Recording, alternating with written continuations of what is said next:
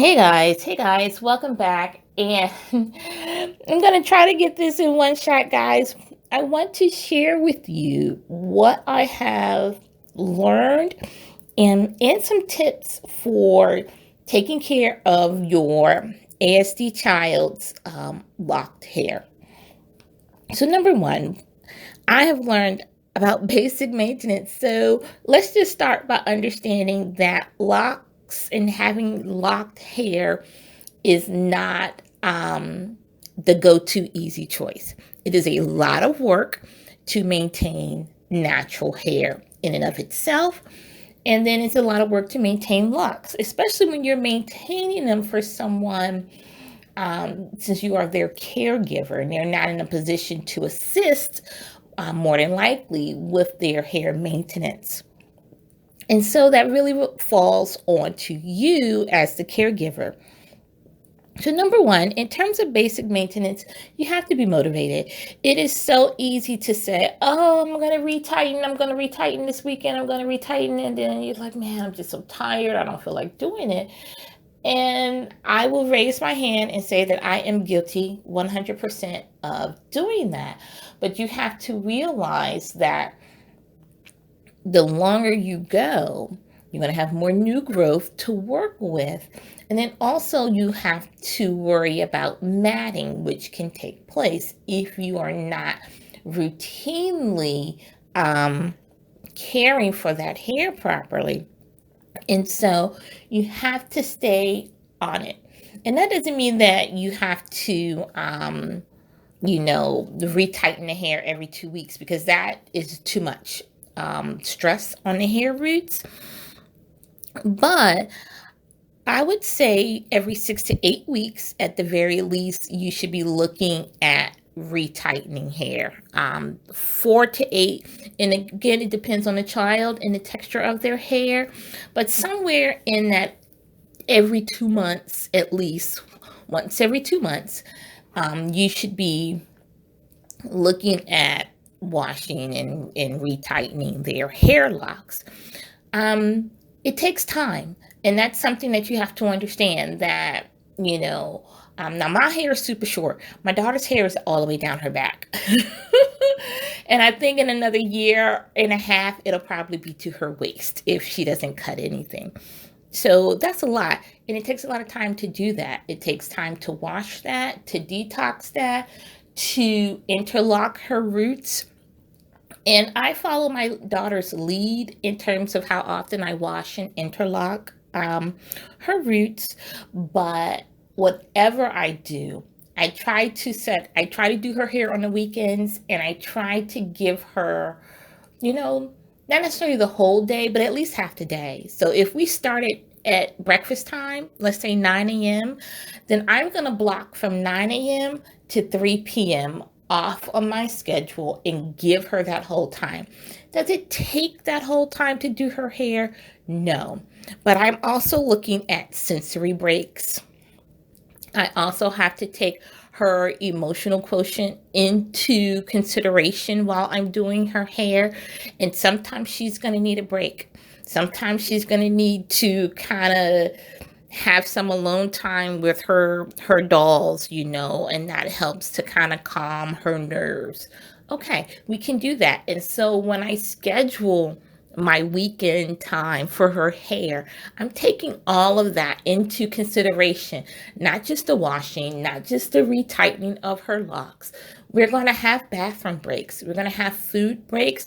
We're going to have, mommy, I really need a break, in which she can kind of get out of the room that we're in and settle her nerves. And then she can come back and we'll finish up. So I try to work at her pace. I try to work around whatever issues that might be going on with her. Is she stimming? Does she need a stim break? Is she feeling jumbled? Is she feeling tense? Is there anxiety? I factor all of that into my scheduling of time for her when I am doing her hair. And it's really important. I think what I have learned over the years is to be sensitive to her sensitivities. because I think in the beginning I was like, no, we got to get it and we got to get it done and we got to do it at this time. And it just made her more anxious. And one of the reasons why we went to this hairstyle was for her to be less anxious. And so I try to work around her sensitivities. I try to go at her pace. I try to be consistent. Now, she does not want me doing, in terms of the retightening, her hair as much as I would like to do it. And so I said, okay, well, sometimes we'll go every other month. Sometimes we might go 4 or 5 months, 6 months without retightening. And she is okay with that. And I used to not be okay with that, but now I am okay with that because I want to give her hair autonomy. At the end of the day, it is hair. As long as it's clean and neat, we're okay with that. I don't mind the fuzzies around the roots of her hair. She likes that. And so I go with it. I was asked, hey, how come I thought you said you retightened her hair. What's up with the fuzzies? I said, I did retighten her hair. Just because there are the fuzzies there doesn't mean that her hair isn't retightened. I'm not going to pull on my baby's scalp just to try to get some type of slick hairstyle. This is not the slick hairstyle type of hairstyle. Okay.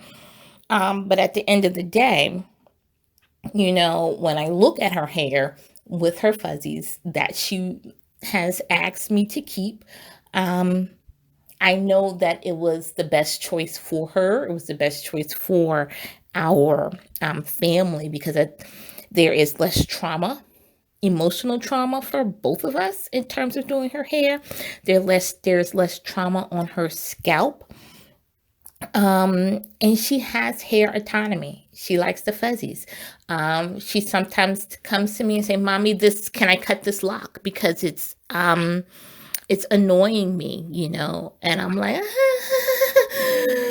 but you know what? I let her cut it. I used to really stress out about it, but now I let her cut them.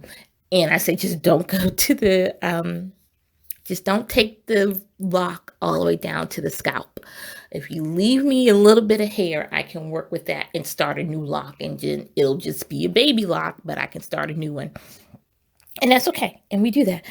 And so, like, when you see her pictures, you'll see that her locks are uneven in the back. I cut some, she cuts some. She knows how to go get the snips off my sewing table. And if one is bothering her, she has the autonomy to cut that, because at the end of the day, it will grow back. It is just hair. And I did not have that hair autonomy when I was her age. And I wanted to make sure that she had it. And I don't want to take that from her. She loves her hair. She loves her fuzzies. She cannot imagine not having her hair locked. And that makes me happy. And at the end of the day, she's happy. I am happy. I go with her flow. I try to be consistent and sensitive to her sensitivities. And we are rocking, guys, into year 7, and I'm excited to see what the next year and a half hold. I really think we're going to hit her waistline by 9th grade. And so we'll see, guys. Well, that's it. Y'all know the drill. We'll see you in the next video. Okay, bye.